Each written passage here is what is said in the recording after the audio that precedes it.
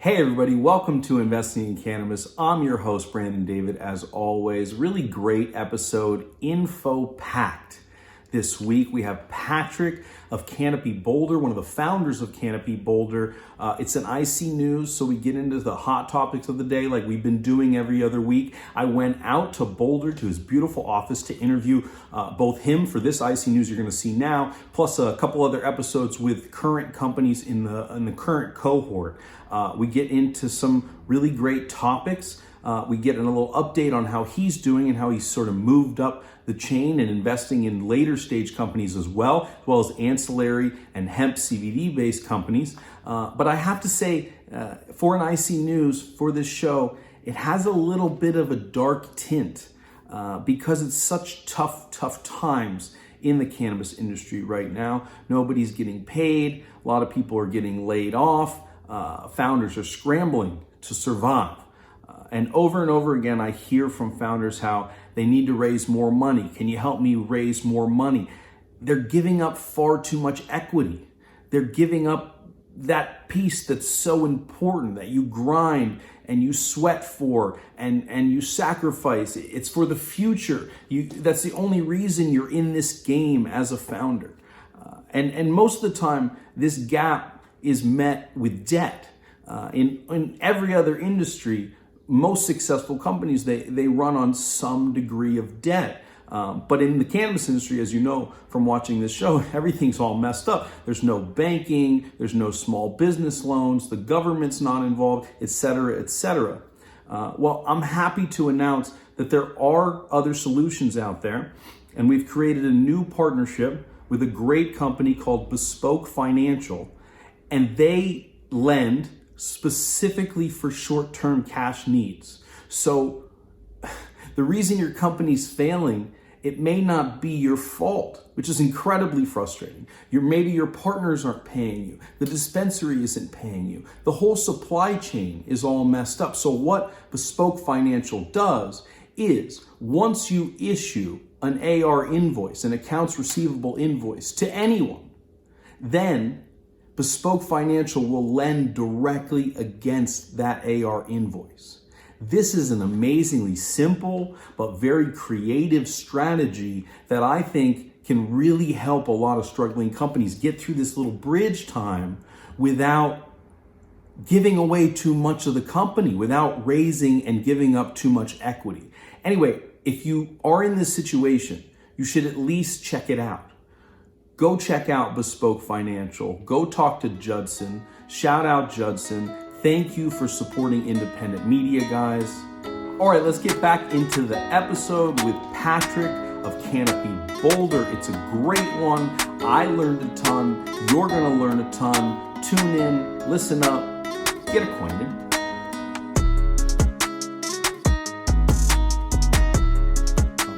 Well, thank you for having me in your office here, man. It's beautiful. Glad to have you here. Yeah, I interviewed a couple fantastic companies of yours before this. Those episodes will be coming out. But the overwhelming takeaway for me is that they have a lot of revenue already.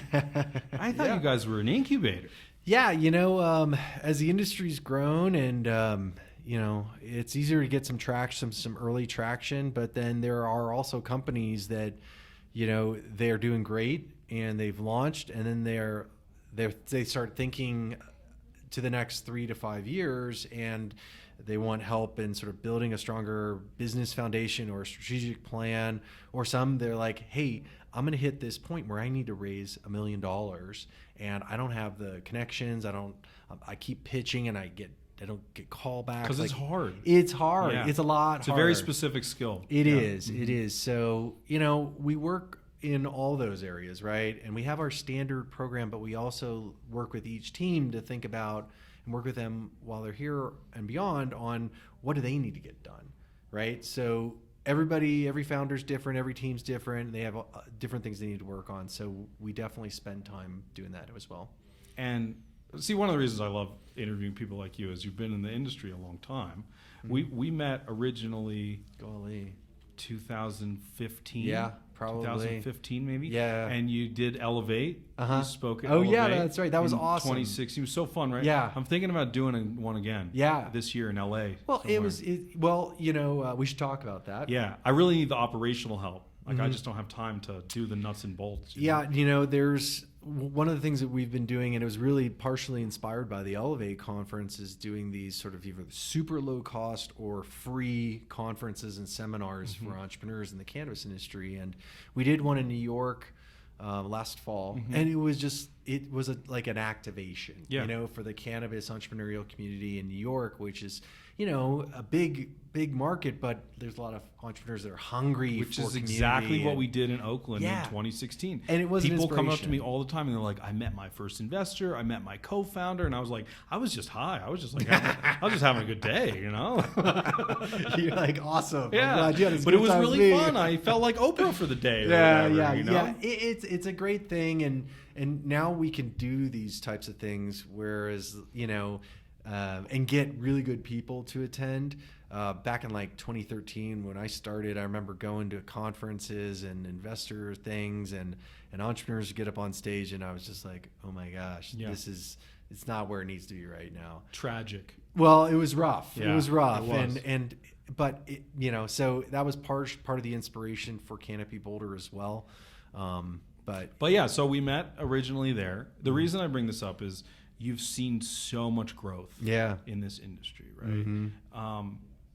Tell me about that a little bit. Like, your organization certainly has evolved a lot.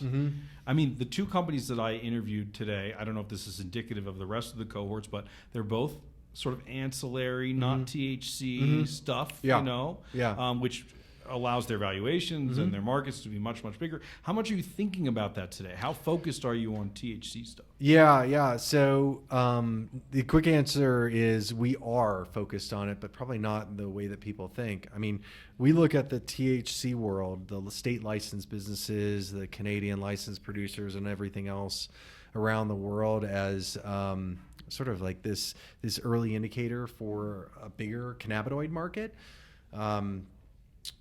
And the success in fundraising and the failures or the struggles of those companies definitely do impact the ancillary products and services and sort of CBD and hemp spaces where we've been focusing our investment dollars. And so it's important to understand what their problems are, where their struggles are, what their motivators and incentives are, but at the same time understand how the business is going, right? And how that impacts the companies that we're investing in. That was a very diplomatic answer you just gave, I think. I don't know. I mean, I think it's like that's honestly what we think about a lot. Okay. I mean, I can talk about valuations and all that. California. We could talk about valuations and all. I mean, they've been cut in half basically, but I still think in many cases they're too high for one sole reason, which I want to talk about, which is the black market is eating legal cannabis alive. Yeah. There's estimates in California that 60 or 80% or 80% of cannabis consumed is from the black market. Yeah. And when I hear things like that, first of all, I feel like the data companies are culpable, which we can talk about BDS a little bit. But when I hear these things, I think to myself, like, did we just get it wrong? Did we not know there was so much black market? Is it still too early? What says you? What says you? I think it's most about two things. Like it definitely speaks to the existing market development in those illicit markets, right? So you think about, like, when I think about California, I also think about New York City. Right, New York City has great, very well established delivery services, and that all exists. And then I think California, I think is a very interesting case study in that. I think you remember this when it was like 2016, and people were starting to talk about adult use legalization, it wasn't like everybody was on board. No, Not at all, right? And especially in California. right, and for good reason. I put myself. I got hate mail, man. Oh yeah, right. Oh my God! I would do. It was awful. I would do stories about legalization or Prop 64 and like interviewing lawyers and stuff, and people would write me hate emails and be like, "You're taking the food out of my family's mouths," and it's real. It's crazy. Yeah, and it's real. And I, if I put myself in their shoes, I would feel that same way. Times change, things change. But I mean, remember, think about this. If you started a business and then for like 15, 20 years, you operated as you did and you were doing great and you're an expert and a master, and then some, government or comes in and says, all right, you got to do it completely different. I don't know this if is I would. happening all over the place, man. Yeah. What if you were a taxi driver? Totally. Should we cry? Yeah. Should we be upset? I mean, suicide rates for taxi drivers is pretty high, But right? see, there's such a viable option. Become an Uber driver. They just have to evolve a little. Yeah, it is.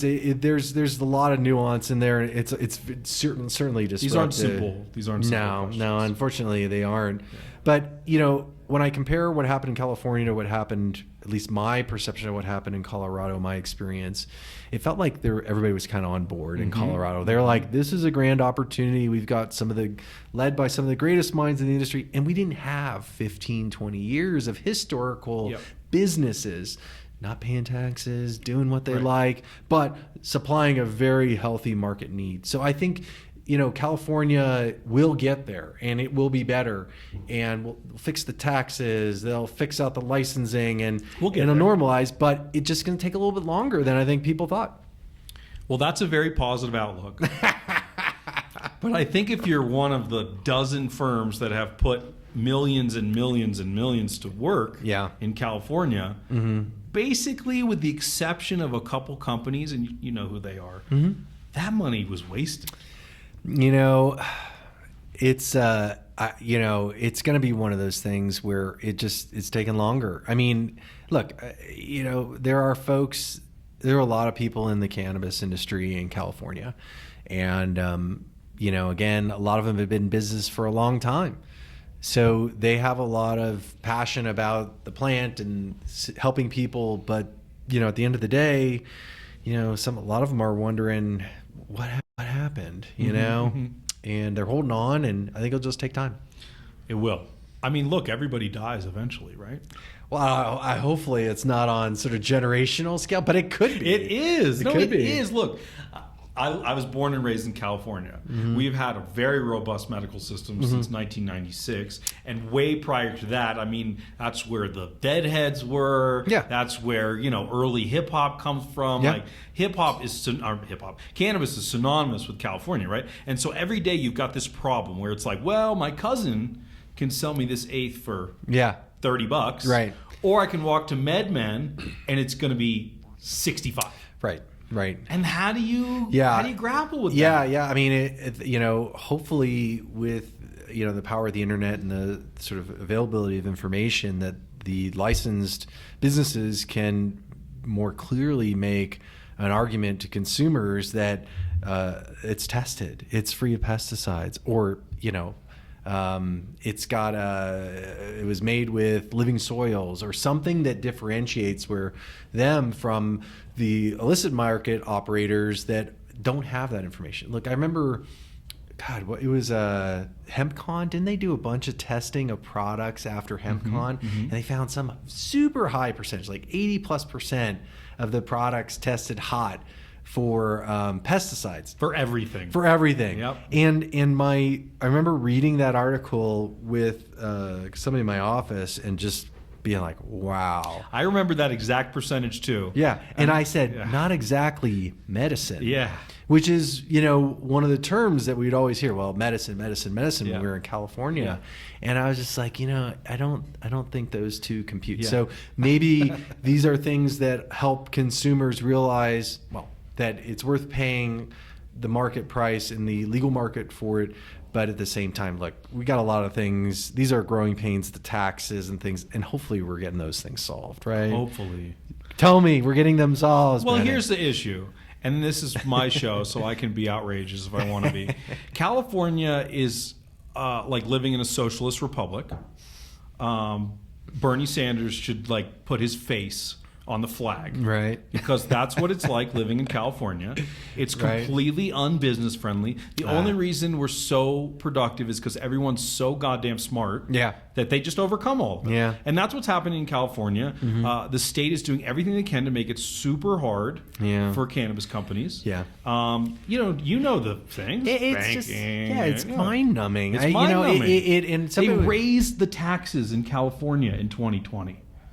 Now, look at what's happened in the last 2 years, and then explain to me, just from a business perspective, yeah. why you would, and that's why I still think we're still talking about a moral debate as much as we are an economic Yeah, I one. feel this is all a process of working through the stigma that remains. I mean, someone was asking me the other day, why is it this way? Why is it that way? And I'm like, I'm sorry. It is, and we just got to deal with it, and one foot in front of the other, because we are every day that another person comes in or buys a stock or tries a product for the first time, we're moving closer to the end of prohibition, right? And we're getting closer to a point where it's going to be normalized. And that's what we got to work for. It's patience, right? Patience. And So I'm going to try to put myself in your shoes for a moment. All right. Because I know a lot about venture capital. yeah. So this cuts two ways for you, right? Okay. The one way is you've got to help the companies survive that you're already involved with. You're on the board of how many companies? A few. A dozen. Yeah, we've made a lot of investments. Made a lot of 130 investments, maybe 114 companies. You're on a lot of boards. Yeah, we do a lot. So there has to be a lot of just survival mode for some of these companies, right? But on the flip side, all of the new companies, well, they just had their valuations chopped in half. Is that not true? Well, I would say that we are not investing in at the companies that have those. But what about the follow-ons? Yeah. Do you guys do any follow-on? Yeah, sure. Yeah, sure, right? Sure. I mean, you've been in Wurk since day one. Yeah, a bunch of companies like that. Yeah, a bunch of them. Yeah. And what I'd say is that I think pretty consistently our companies are coming to market with relatively fair valuations built on comparisons or comps from mainstream with a clear understanding of if there should be a discount or a premium applied. So we do spend a lot of time talking about valuation. We do look for comps in the mainstream. We do try to speak to investment bankers who are in the transaction so that what we're trying to do all the time is accelerate success, right? So if you go out to market with a fundraise and a valuation that's like pegged against Canopy Growth Corp's top valuation ever, I mean, you're just wasting time. Yeah. Right. You're So wasting time, that's not accelerating. That's deaccelerating Right. the path, the journey between where you are today and where you want to be. Not to mention tomorrow. just asking for a down round too. Yeah. You're setting yourself up. I mean, so I don't know. I think from the beginning, we watched that Canadian LP thing happen, and It was fun to watch. Yeah, it was fun to watch. I knew what was going to happen. And never would I've banked on those prices. And it was great to understand how and why and who was driving it and what the impacts were on his great. Canaccord, man. They're Those very guys, active. They got to be so rich now. You know what? I think those. They did every one of them, it seems like. Yeah. Every RTO. Yeah. Every IPO. I mean, they just nailed it. And bankers are transactional. Do you know them? I actually almost took a job there like in 1998. Shut up, really? No joke. Yeah, it was a company preceded them, Adams, Harkness and Hill, and anyway, they I'd love to get them on the show. That's why no, I can make an intro. Thank you. So they're fantastic. They know what they're doing, but bankers are transactional, right? I always say this, like someone asked me the other day, what's the difference between a venture capitalist and an investment banker? Or private equity. Yeah, private equity. Yeah. Like in venture capitalists, they're investing in, and they're part of the journey, right? And the investment banker is standing between you and the finish line, typically saying, hey, I'll get you over this, right? It's like the football analogy. It's easy to get into the red zone. It's hard to get into the end zone. Sure is. And they're like Marshawn Lynch. They are just going to pound through. I love these references. Thanks. And pound through and get the ball over the end line and get the score. So, They're and you need them. Do it by sheer will. Hell yeah. I mean, and they're pros. They understand. They don't have emotion about it. Whereas like a venture capitalist has some emotion. Like the founders got a lot of emotion. Yeah, because you got to survive. It's going to be a roller coaster. I think I'm too emotional to be a venture capitalist. Yeah. I get so tied up with the founders, maybe because we're often similar age too. Yeah, right? Just like so. Yeah, it is. It's a very emotional thing because and you see these, you work with these teams and these founders and you see how they change and how they grow and they turn into somebody who would be like biting their fingernails, freaking out going into the conference room to somebody strolling in to the conference room, sitting at the table and feeling like they deserve to be there. So. That's exciting and emotional, and it is hard. But you make enough of these investments, you start seeing the patterns. You know how to deal with things. You get more efficient at everything, and you know when to sort of draw that line and be really frank with somebody about what's going on, and cut out the emotion. So when it comes to being frank, it's really tough times for a lot of weed companies right now. Yeah. The industry, well, look, there's no reason to mince words. We're failing. I mean, from all directions. That's the way I look at it. Yeah, I mean, I don't know. I mean, maybe I have a little You're bit of a rose optimistic. here. Yeah. But I mean, like, look, the report from I'm not saying that the future is fucked. Yeah. I'm saying right now, if you put it in startup terms, we got a lot of stuff to work on. You know what? That's the thing. Like, I think ArcView just and BDS Analytics just put out new numbers, like 38 to 45% growth or something like that year over year. That's insane. Like $5 billion in new sales counted. How does that compare to what the projections were? I think it's better. Yeah? Yeah, it's insane. Like, it's like the whole Oklahoma conversation we were having. Like, are you modeling 3% of the population to get cards like right away? I don't think I was. Yeah. Right? So I think we're still getting surprised. Illinois, they're still running out of product, right? They're having to ration sales.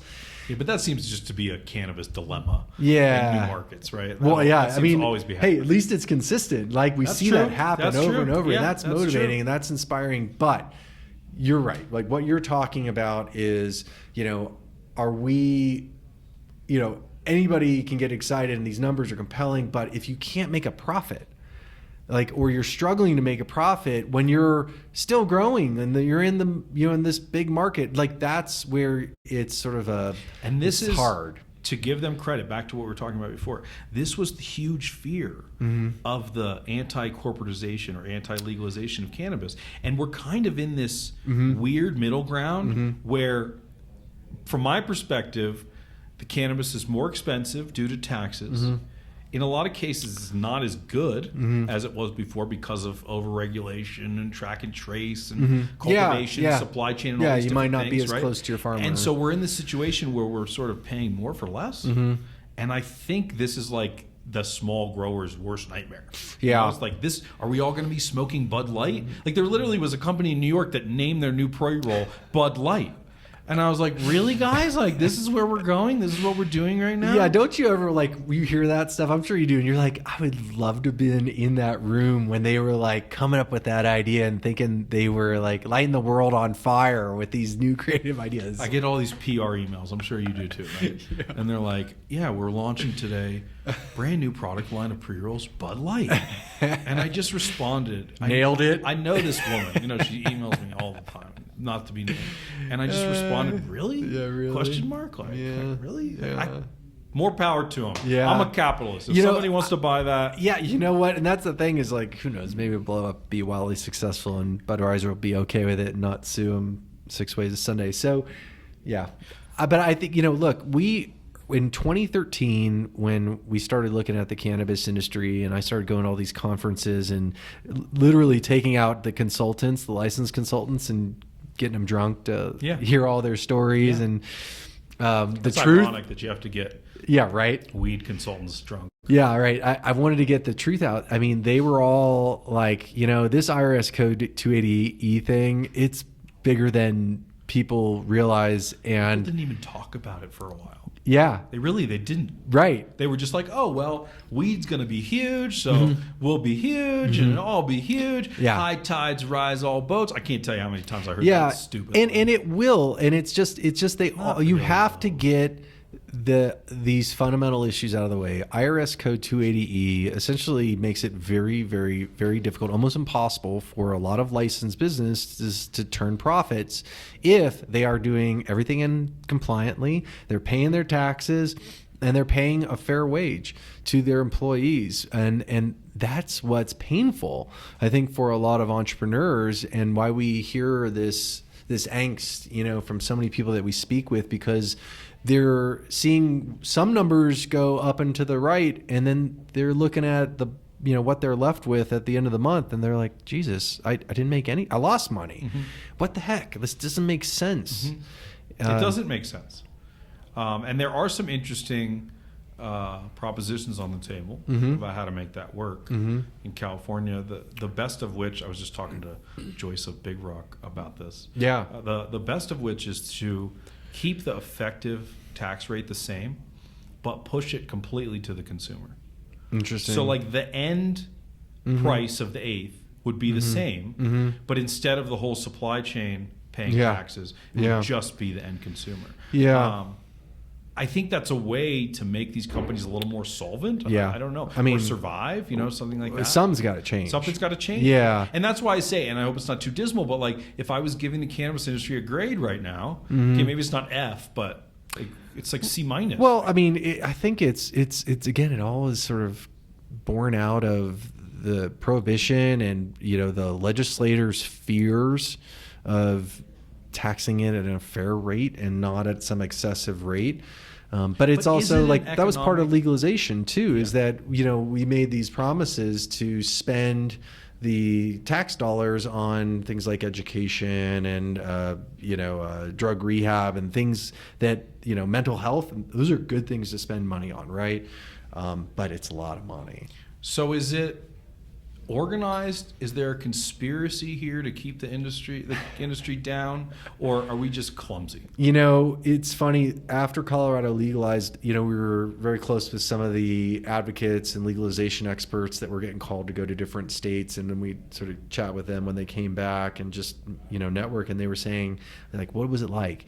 And they said, that it was really crazy. If I had to sum it up in one phrase, they constantly heard from these legislators in these states and counties and cities was that we don't want to do it like Colorado did. And and they were so hurt by that statement. They should change that to California now. Well, because we had this healthy, relatively well-working system that was growing, and anyway, but that's sort of what you deal with on the tip of the front edge of the legalization front. So what do we know?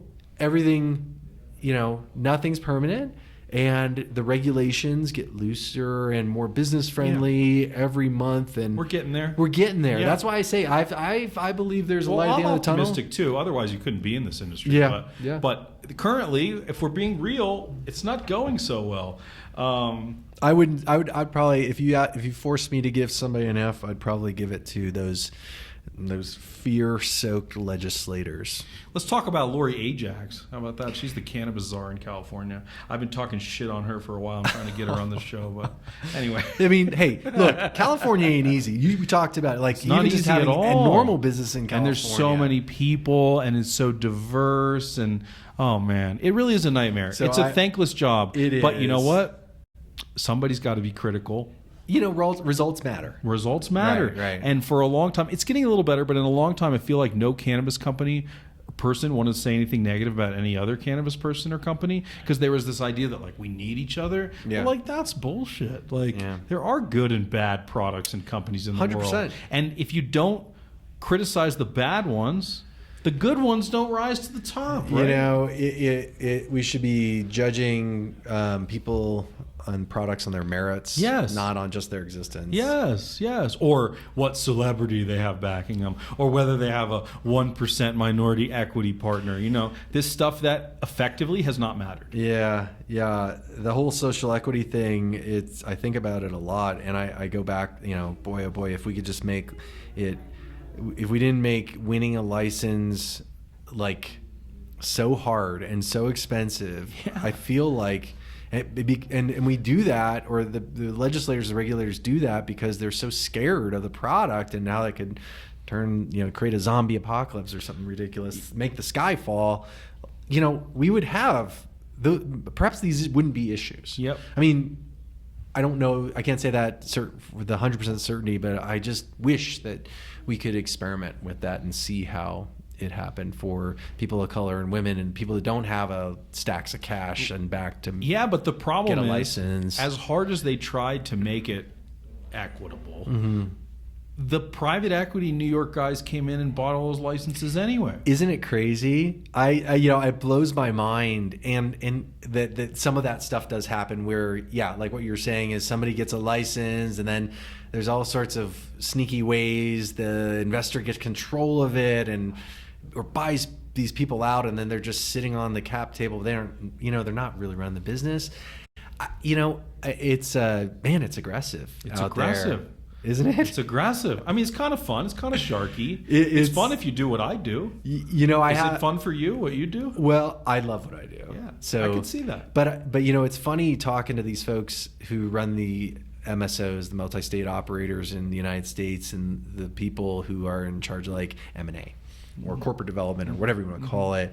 And I remember talking to one of them. He's a good friend of mine, great guy. And I said, "What do you do all day?" And because he's constantly on his phone, he's like, "Man, I'm just playing Monopoly. Yeah. I'm selling Illinois Ave and buying Park, and That's I'm so selling fun. because that's what a lot of the MSOs have been doing."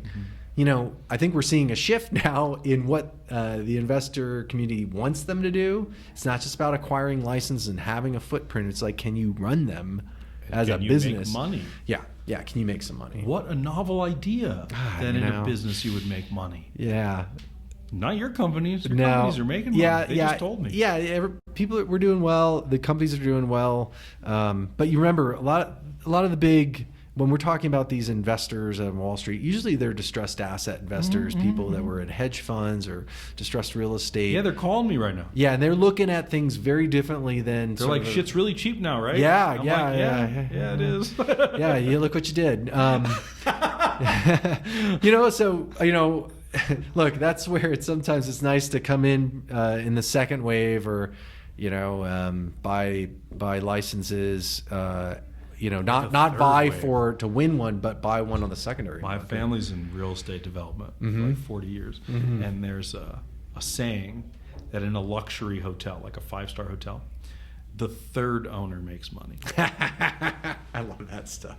Because it's so hard. Yeah. It's just so hard. Yeah. So as much as I love good one founders and the beast mode Marshawn Lynch willpower to get over the goal line, unfortunately, in this industry, we need government help. That's the only way that we're going to start to change stuff. Yeah. So I want to talk about the upcoming election. We could start with the inflammatory question, which is how you feel about Trumpito. Start there. Because all questions beyond that, right from this one. Unfortunately, to pivot off that one. Yeah. I remember when he was elected in 2016. I was actually in Berkeley, in the Bay Area, and I remember somebody was like, wild. "Well, yeah, it was wild because I woke up at like 4 a.m. because people were already protesting down whatever avenue that went right. I mean, it was like." It's official and they're out campaigning, like they slept over, like they were waiting for it was Star Wars. awesome. But it was like 50% of people were clearly disappointed, 50% were ecstatic, and then 100% of people were totally shocked. I don't think anybody predicted that. Well, Trump was shocked. Yeah, I think so. He didn't expect to win. No way. Yeah, so I it's been a very interesting. You didn't answer the question, though. Bunch of years to observe what's going on. Thanks. I'm not a big fan. Yeah. Yeah. Me neither. And actually, traditionally, I'm more of a conservative than I'm a liberal. Yeah. But like socially, I'm very liberal. Obviously, I like weed. I like drugs. But fiscally, I'm pretty conservative, and so I should kind of like conservative Republicans. But he's just such a fucking jack off that I can't. Who could like him? But aside from that, so we can start there. You're not a Trumper. No, but I'm not. But I mean, I did meet when I was in Hong Kong a guy that grew up with him. Okay. And spent a ton of time with Trump. Okay. And man, he had photos and on his phone and stories of him and like crazy. It was like a very interesting time. And I started asking like at what age did he hang out with? It was like in the sort of teens to 30, right? So he was in the mix with him when he was doing all the things that he's doing. So he said, the thing about him that people don't really see, but they don't really realize, they know but they haven't accepted, is that the guy just is he doesn't like to lose. He will do anything to win, like anything. No shame, no remorse, no second thought.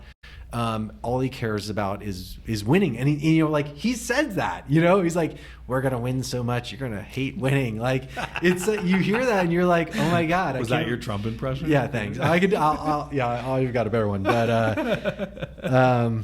But okay, yeah, like that's the framework, right? So do you believe, like some, that he may try to use cannabis to manipulate his potential voting base, like to say, 100%. Hey, at the end, like, oh yeah, weed's legal now, like, 100%, Bernie folks, like, come on. 100%. Again, if we start with an understanding that he'll do anything to win, it doesn't matter, and he certainly doesn't hate cannabis. That's clear.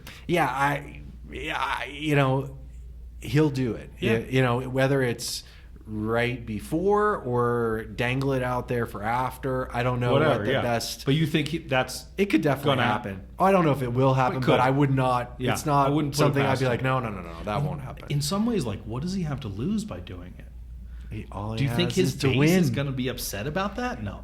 Well, I mean, it's all money. Again, let's look at Oklahoma. It's all business, Oklahoma, man. Yeah. And wasn't one of the Ukrainian guys, Lev, or the other guy?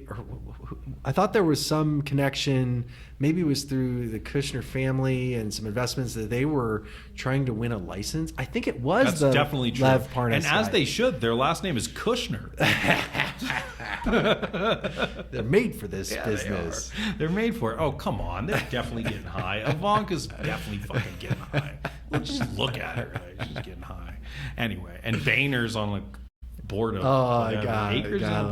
Boehner, man. You know what? I welcome them all into the party. That's the best example for me of how this industry can encompass everyone and everything. Like, it's John so fucking Boehner, again, every person that comes into the industry for whatever motivation or buys a stock or whatever, moving us closer. That's true. Dude, you are so optimistic. If Eric was here, he'd be like, stay positive. That's Eric's shit. That's funny. I love Eric. Hey, Eric. Shout out to Eric. Yeah, Eric's doing the real work at home. Yeah, right. Out here having fun. So I'm in the camp of anybody but Trump. Mm-hmm. I really am. I'm there. Mm-hmm. Even if that means Lizzie Warren or Bernie Sanders. Bernie. The Burn. And look, I'm not a socialist, but I believe that they represent some degree of dignity that's beyond politics. Sure. Right? Okay. So put aside who has a chance to win. Yeah. Let's just talk about it in terms of cannabis. Yeah. Who's the best candidate for weed? Brendan, I don't know right now. I mean, and I'm not going to dig into that too deeply until we get closer to decision time, because my experience is that politicians change, and they have, what do they always say, that my opinion's been newly informed, or I've evolved, or flip-flop, whichever side of the aisle you're on. Right. So what it doesn't matter right now until we're getting really close to voting. Do you intend to endorse a candidate? Is that relevant? I don't think it's my role nor my place. I don't think many people care what my opinion is. My kids do. My daughters are always like surprised because you represent, the industry in a lot of ways. Yeah, I mean, I don't know. It's my a good friend of mine who's P and I respect a lot is a guy named Michael Huttner. And he was one of the people who was at the first meeting with, Jared Polis and the head of the MPP and Wanda when they were talking about legalizing cannabis in Colorado. So Michael is is somebody I respect a lot, and he just came out and endorsed Bloomberg. Okay. So I haven't read into his position paper yet. Haven't had the time. He has a position paper on Cannabis. Yeah, he had a whole post. I mean, he published a book. It was like 47 ways to, counteract Trump or something like that. I mean, he's very politically focused. 36 of them start with stop and frisk, right? So he's. I got to dig into his thinking, but I do look to others who are spending more time in that space than I am to help guide my and I'm not either. Research, right? I'm not either. I solely play on the business side. Yeah, In fact, yeah. I mean, and when people start talking about investing and valuations, I'll be like, yeah. You want to hear my opinion? That's relevant. Let's talk because I live and breathe that. But it does have to be something that people bring up to you, which brings into my next question, which is, how do the LPs feel right now? Pretty good. Yeah. But, I mean, ours are fine. Ours are pretty happy, I would say. I did field a couple calls from LPs that were like, they were like, okay, what's our thinking on this and that when the Canadian LP stock prices were falling, and I'll talk about that. Own some of that too. Yeah, maybe they had, there are a lot of investors that had some money locked up in the Canadian licensed producers or even in some of the MSOs, and start see their stock prices falling, share prices falling, then struggles to raise capital, and then now we're talking about asset value to enterprise value. Like, these are, wow, okay, cool, new conversation. But I feel like, again, like back to look what they created, sort of no one forced anyone to invest into these companies' astronomical valuations. Agreed. And we've never said that those were valuations that we believed in to anyone, and never used them necessarily as proxies for anything that we were doing. So some people did, though. Yeah, a lot of people did. Yeah, hell of a lot of people did. Yeah. So for our LLPs, they're good, and I welcome all the calls and talk to them. But I know some of them are invested in licensed businesses or brands that were raising, maybe they're doing like $4 million in sales, and they're raising at a $60 million pre-money. And there's just no comps that I'm aware of in any mainstream industry, consumer products industry, that you're going to get that. Forget consumer products. How about just ag? Yeah. 1.5x times EBITDA is generous in an ag business. Like, and even like we were talking about e-commerce the other day and how that compares to SaaS, and I was like, e-commerce, a lot of these businesses trade hands for one-time sales. Yeah.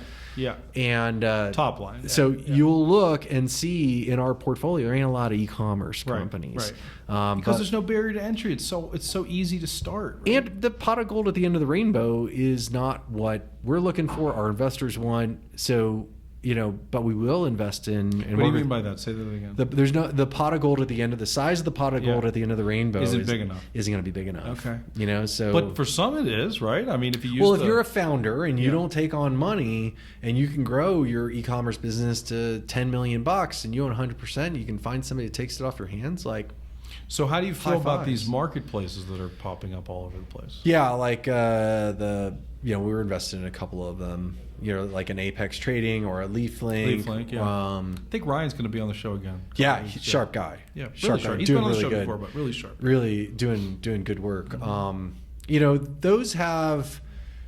There's some sort of like network effects there. So they're not sort of just straight e-com, right? Mm-hmm, so they have different valuation metrics. They can get people in with subscription fees, and that's what they need to do now. Yeah. So you're probably a modified SaaS valuation. Oh, right? They're SaaS. And so, somebody like LeafLink was doing, picking up so much business, and they have a good market share, in that sort of 8 to 12 times revenues range, you see a lot of SaaS businesses trading hands for. You know what I found fascinating? There is yet to be a viable competitor to LeafLink.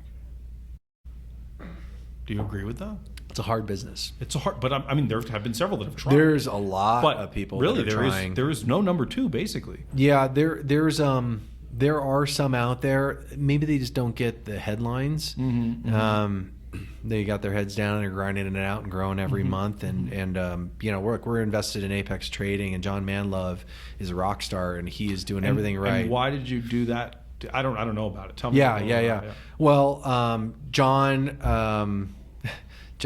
rose from the ashes of Tradive. Okay. He was like an employee. Amazing. He was like a salesman. What a story. And he was just like, Tradive didn't work out, and he was like, man, I'm not ready to be done. So there's nothing left. He went out and found a team, raised separate money, and was he doing it with Jeff at the time too? Were they still continuing on? No. Okay. No. Because Jeff does a beverage company. Yeah. Van Duran. Yeah. So, but yeah, I mean, and last time I saw Aaron, he was like doing Bible things. Yeah. He's got an incredible faith. He really does. Super. Yeah. I mean, it really does. Strong. Walk the talk. So, but I think that there's challenges to the model, specifically in that you can't, if you're dealing in like state licensed cannabis, THC products, you can't take a percentage of the sale, right? And you're missing out on a lot of upside. The model for taking the percentage versus a monthly fee, they're like night and day. So a lot of that work, that business is, managing your expense base. You got, making sure you're bringing in consistent revenues. People are paying you on time. That's becoming something that people are realizing. It sure is. Yeah, late pay, even if you're a software business. So, but it's a lot harder than people think. And yeah, LeafLink is doing great things, but I'm sure they have their moments too, where they're frustrated beyond. What's the company with the biggest valuation you can talk about in your portfolio? Well, we've got 3 companies that are rocking along with pretty big valuations. I can't name them. Yeah, but they are. What the size of it? They're big. They're big, like Front Range Biosciences, BDS Analytics, Wurk, the payroll processing firm, and then Weller is they're in our office too. The CBD infused sparkling beverage, they are just slaying it. They're like a year ahead of everybody else. Some of us lapping the field right now. So we got some good ones. Yeah. That's exciting. We're getting close to that. Some of them are getting close to that $100 million mark. Of the ones that didn't work, obviously there's a number of them that didn't work. Yeah. Is there a pattern? Yeah. There always is. There's a combination. Usually it's bad luck, sort of unforced founder error, and in sort of a business practice or process, and then underestimating the challenges that they'll face in the industry, whether it's fundraising or locking in those big clients. We see a lot. We like to see founders who have done. They've turned the wheel of the business, like they've charged somebody something to see what happens, because you never know, like when you're building something until you start saying, all right, here it is, here's the invoice. So one of the really interesting things that I think has developed in this industry is there's far less what I would call like pure innovation. And I think a lot of people far too closely mapped it to technology. I would agree. It's not that industry, right? Yeah.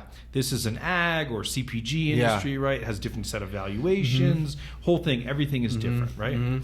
So one of the, I think, unfortunate side effects of this is there are very, very few angel investors left in this industry. And that's because there was a whole bunch of excitement around, well, can I invest early in this? And can I get the brand right or this vape right or whatever? Yeah. And now that we're in this sort of more mature chapter, first of all, do you agree with that statement? Well, yeah, no. And thank you for asking. I think the one thing that's consistent with fundraising in the industry, and like we've got 115 companies out there doing done it, a lot, so we see a lot of the ebb and the flow. Yeah. And like when Trump was elected, we were in a flow state and it went to ebb, right? And then like a month or two later, it started picking back up. We're seeing more flow of capital. And then Jeff Sessions recalled the Cole memo. Yeah. Ebb, right? Like which actually meant nothing, but yeah. Right. Yeah. So so I don't get too worried when things slow down or there's a perception that they're slowing down, because so far, that ebb is followed with more flow. So maybe I'm being too. That was very general.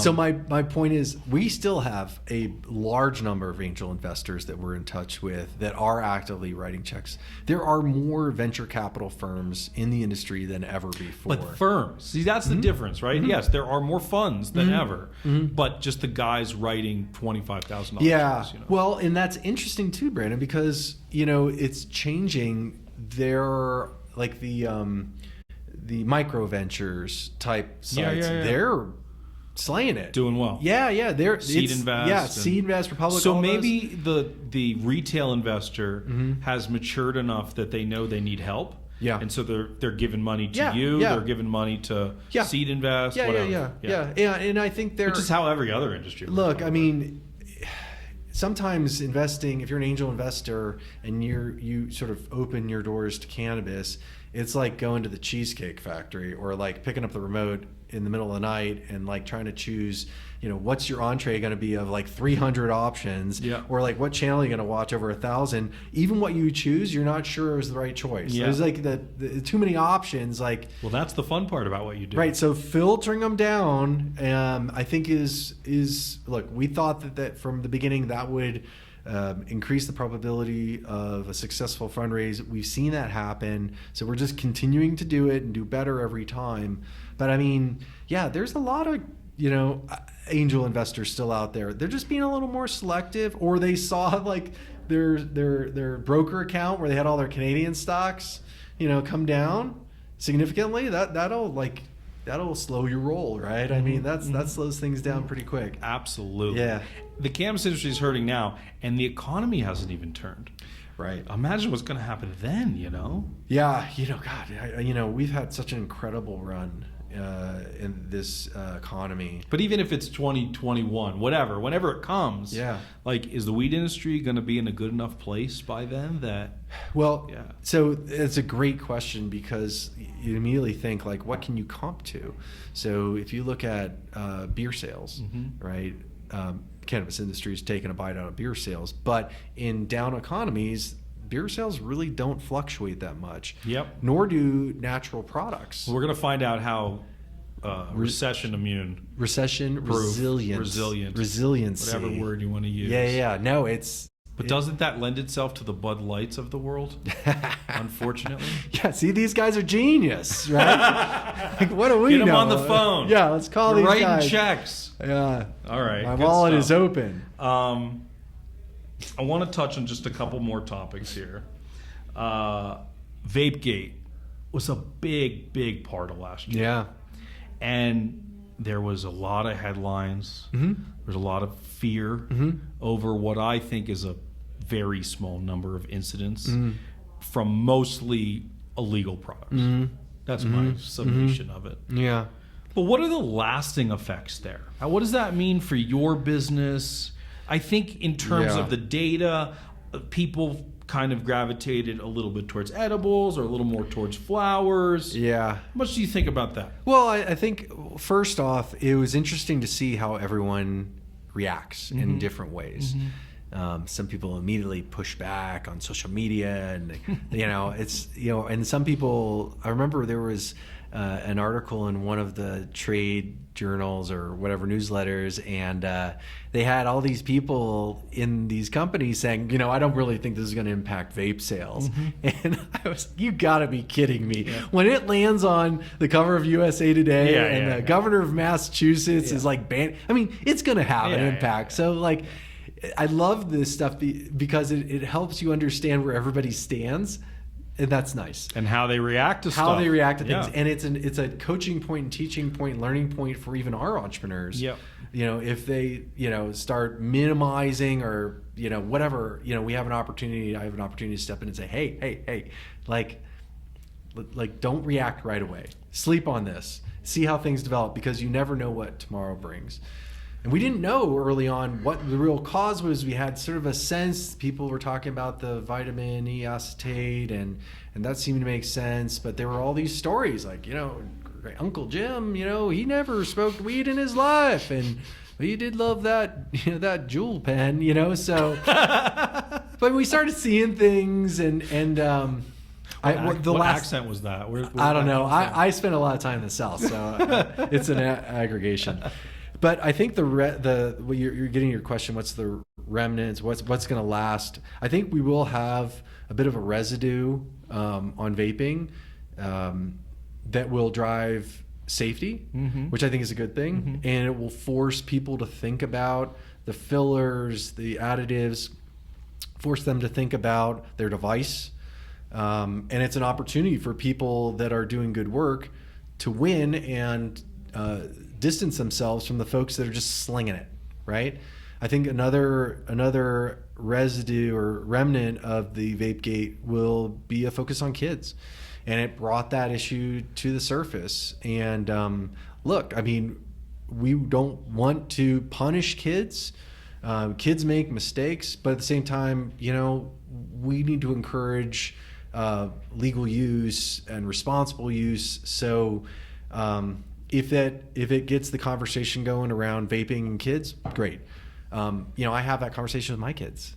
I have a daughter who's in 7th grade and right in the middle of school. What do you say? Yeah, well, we talk about it. And, I say, we're now starting to hear doctors and clinicians come out and say, look, FDA, don't take this out of our tool belt for getting people off smoking cigarettes.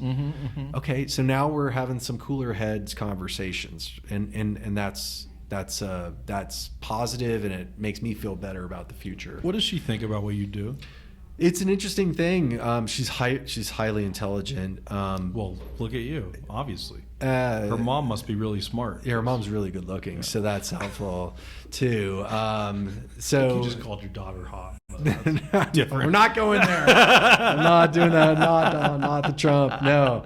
No, she's super intelligent, so she has really thoughtful questions, and she's very curious. And we do talk about these things, but it's what I've learned is that no matter what I tell her, when I tell her, I need to do it again and again and again, because there needs to be reinforcement, repetition. So for any other parents out there communicating with their kids about this stuff, it's good to be clear and open and conversational, and it's not a big deal. So I think it's fascinating because, look, the law says 21, but we can't honestly sit here and think that that's a real age, right? No.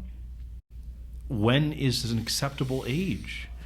I mean, if your daughter comes home in 3 years and smells like weed, what are you going to do? Yeah. We'll have a conversation. I mean, it's a beautiful thing. You seem like a good dad. Yeah. Well, start with have a conversation. Yeah. There's a lot of dads out there that just get start out of yelling. Here. Yeah. I mean, and look, I mean, I have these conversations just because of my role with a lot of my friends who are parents with their kids, and they ask the same questions. And, a lot of times, there's 2 points I consistently make. It's, say, look, it's not healthy for their brain development, right? So, they don't want to be doing it. I mean, this isn't great.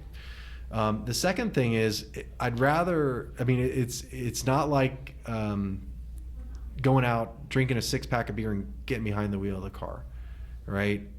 It's not about, drinking a case of beer and then going out and getting in fist fights.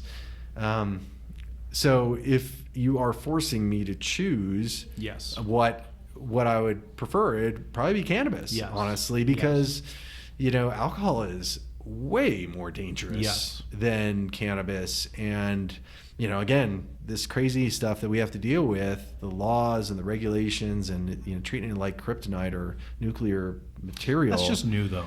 And like I said at the beginning of the interview, everyone dies eventually. They do. We do. And, sometimes that's what is required for change.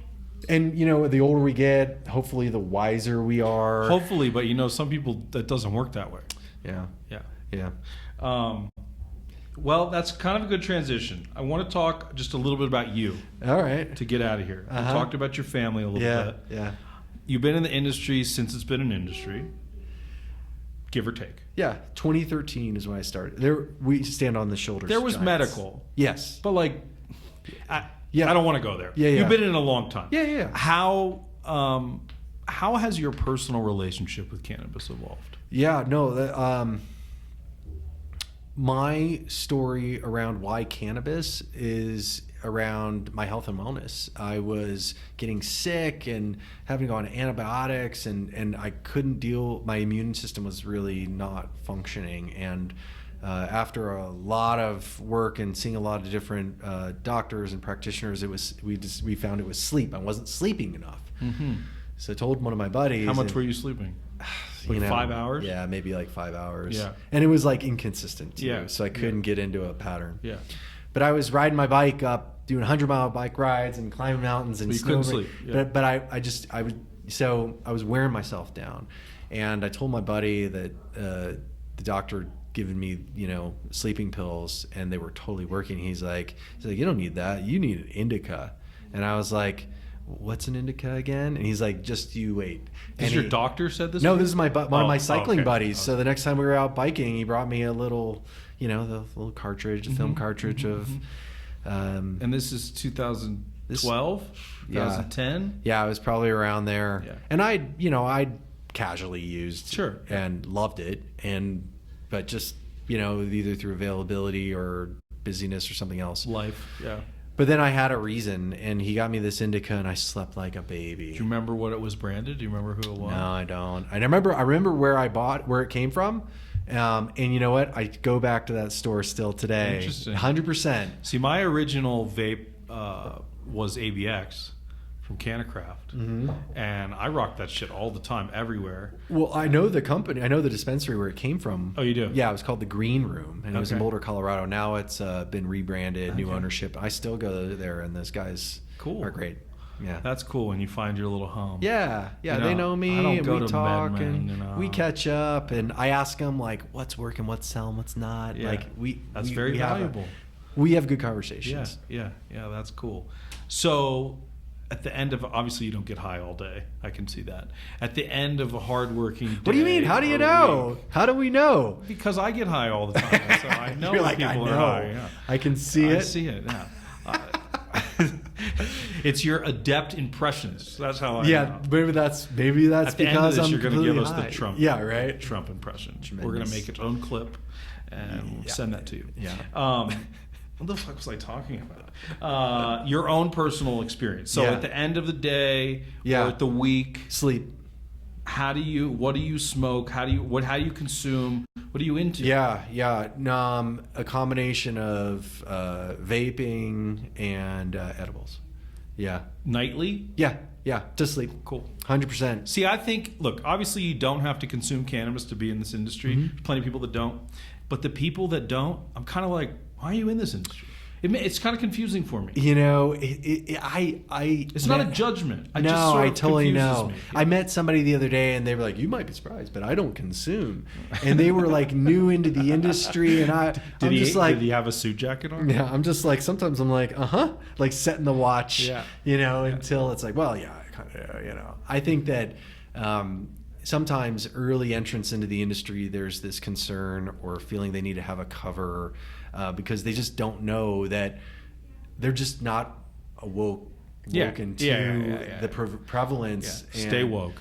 Like so I patient with them. Oh, I okay, agree. Cool. They'll get there. They'll find, and that's the cool thing about cannabis is there's something for everyone in it. There really is. I have a reasonably conservative Orange County, California dad. He's been an entrepreneur his whole life, all about money. When I got in this industry, he was nervous about it. He doesn't get fucked up or anything, but he's found his little place. Yeah. He's got some CBD topicals. Yeah. He needs help sleeping, just like you were talking about. 100%. And it just makes me realize there is something even for John Boehner. You know, like it's or for my everybody. dad Or who your has dad, arthritis in his hand. Yeah. And he's now a disciple for his CBD creams. He's an ambassador. Yeah. Cool. Yeah. Patrick, this was so fun. Thank you for having us. It was awesome. How can our audience help you? What can we do for you? The one of the hardest things for us in our business is finding entrepreneurs who are really worthy of the energy and the investment that we put into them. So speak the good word. We really try to do what we say and lead with giving and live up to the promise of an accelerator in the cannabis industry. So if the people listening, if they know an entrepreneur, they know somebody who's like needs a little like, they don't want to do it alone, or they need a little motivation. They want to know that there's others out there that have expertise in that sort of early stage and then want to help. Let them know about Canopy Boulder. Yeah. They can come to canopyboulder.com and engage with us and reach out to me on Twitter or wherever social media. Yeah. And we're an open door. Mm-hmm. Yeah. But you have to be. Yeah. You can't underestimate anyone. That's what I learned. Yeah. You really can't, I've been around a lot of accelerators, a lot of incubators. I helped start the Launch Incubator in San Francisco. It's so fun, but it's really, really hard. Yeah. And thanks for doing it, man. Yeah, man. It's cool.